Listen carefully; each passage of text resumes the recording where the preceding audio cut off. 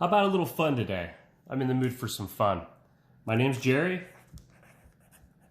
Thank you for being here today at House of Prep. We're going to help some new preppers. So those of you who are seasoned, if they ask questions, please join in on the comments. Also put on some comments of things I might have missed. Again, we're not shooting over people's heads, but we are trying to assist people as they begin prepping. So let's get right into it. Tips for new preppers. First tip, no fear.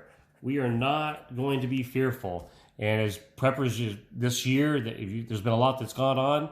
You know, maybe you've had some fear, but you know, we use that fear to spark action.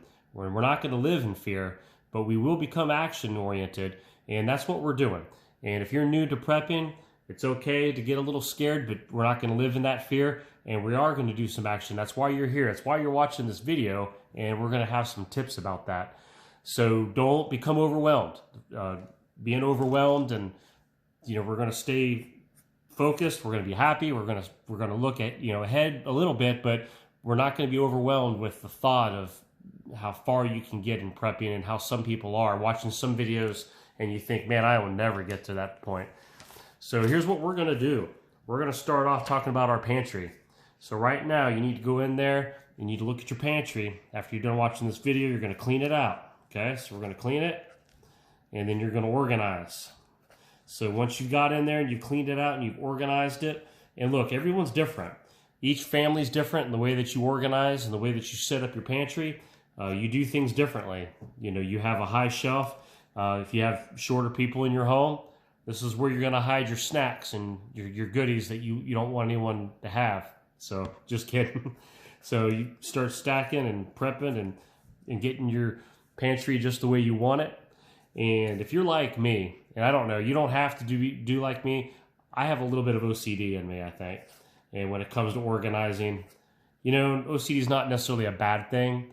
So, don't think I'm knocking you if you have OCD. I'm just saying that, like, if I buy this item, all right, and let's say that this particular brand, this is a Papermate. So if I buy this, right, and let's say, other products that maybe they're different colors, but they're still Papermate.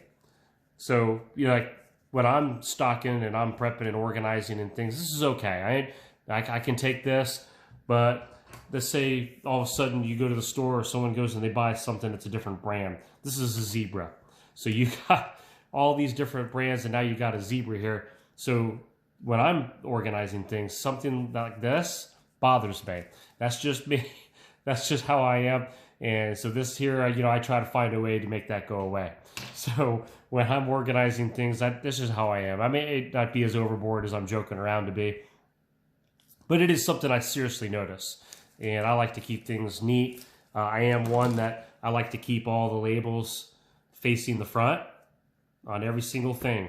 Even if you're stacking it all the way to the back, I like to keep all the labels facing front. When you're doing this, you want to make sure as you're organizing and you're adding new things, always put the oldest dates to the front and put your newest items to the back. And that's going to be your very, very best way of getting your pantry set up. So, all right, so you've gotten it clean, you've gotten it organized, you've got a system going, you've got plenty of room to add to this. So the next thing you're going to want to have is a family buy-in. So, you could be by yourself, and that could be you, and you're doing your thing, and you've got your pantry going. You can do it any way you want, and it'll stay the way you want it. It'll never get changed. It'll never get messed up. But a lot of people also have kids, and you may have a spouse, and you might have somebody else living at the house. So you want to talk to the family. Now, they may not all agree with you, and may not all want to, prep the way that you're planning to prep, and they don't understand it, and that's okay. But you get their buy-in as far as the organization goes, as far as keeping the pantry organized and set, and having it to where everybody, no matter who goes to the grocery store, when they get back, they know that's kind of how you do. And that's the family dog there. You got to make sure you get stuff for him too, your little furry friend. And make sure you get your family buy-in and get them all on board to help organize, stay organized, and that way you can have a good rotation of things going. So you got your pantry going, you got your family buy-in. So now it's time to start prepping. Sometimes people say, you know what, this has been a rough year. I want to go and I have $500. I want to go drop that right now and start stocking up. That's great. So, if you've got the money and that's what you want to do, go ahead and do that. Go ahead and start off and start buying the food.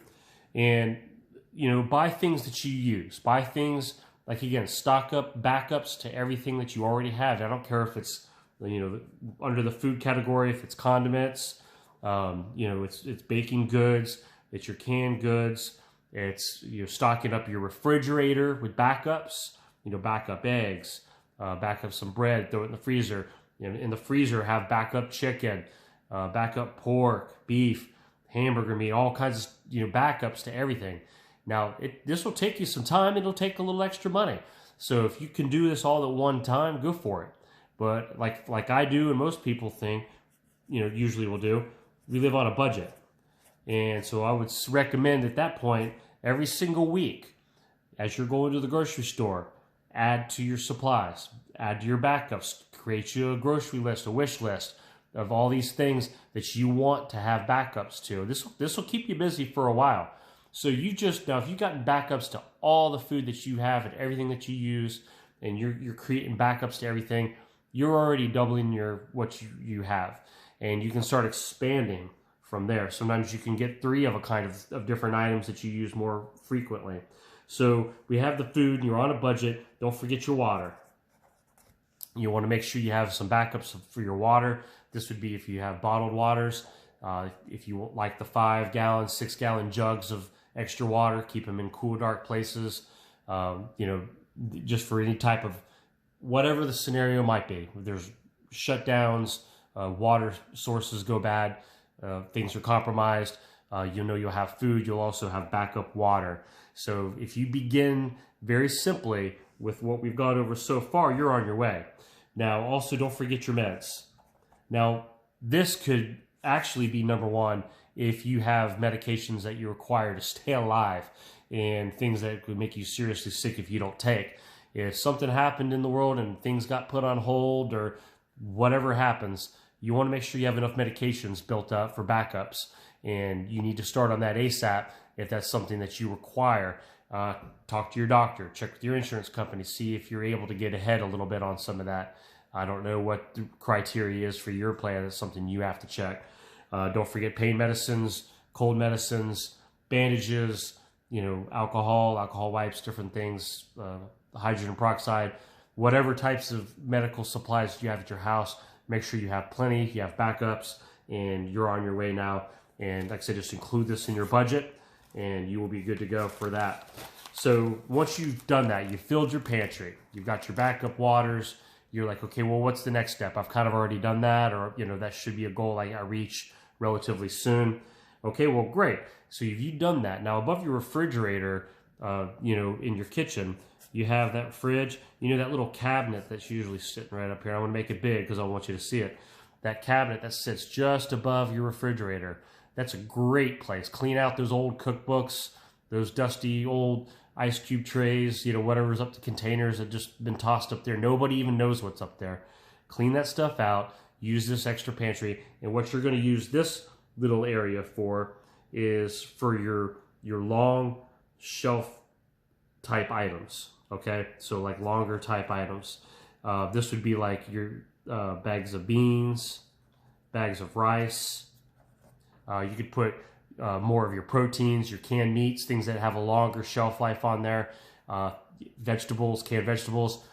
Now you start filling this up, you just upped your game another level because you can just cram all kinds of goodies in this thing that's more of a longer term shelf life.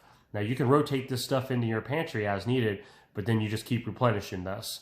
Now beyond that, any type of containers, you can put your beans and rice. You can start researching for, we won't discuss it in this video, this is just a starter video, but you could do more long-term Mylar bags, vacuum sealing, you could do the canning and, with jars and things like that. So anyway, you can have more of containers or things that you use in your house or other closets.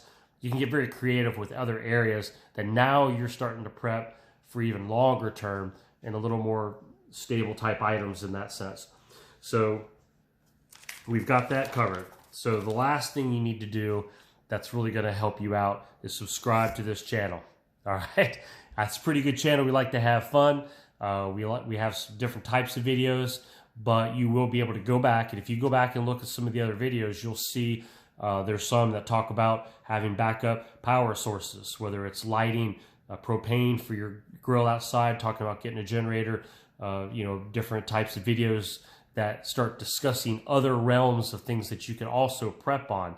This one's just to kind of get you kick-started. This one's to help you, encourage you, and since you're already here, you're watching these videos, you're already trying to research, you've already made the big step of making the choice to do this.